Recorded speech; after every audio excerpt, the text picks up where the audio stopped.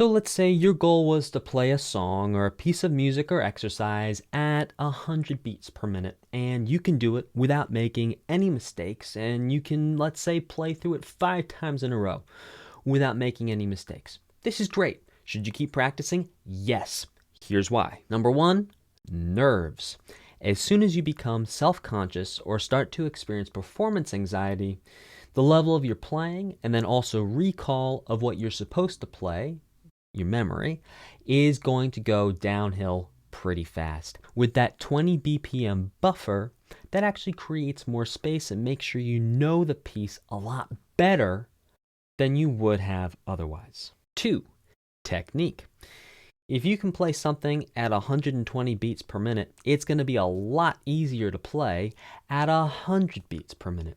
So by over practicing, you're actually making your life a lot easier and a lot simpler when it comes time to actually move the muscles to play the song. Number 3, playing with others.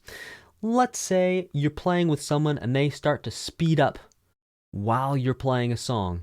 If you can only play at 100 beats per minute and all of a sudden they've sped up to 110 beats per minute, you're not going to be able to play the song, and that's going to be a rough situation to be in.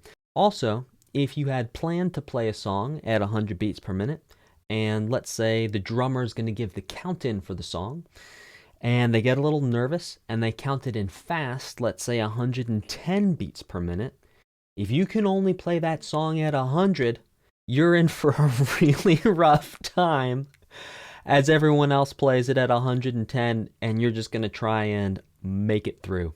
In summary, always prepare your pieces to 15 to 20 beats per minute faster than your goal tempo.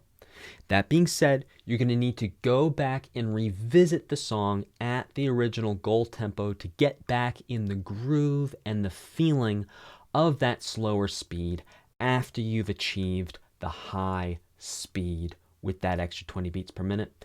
For Best Music Coach, my name is Dan. I'll see you guys next time.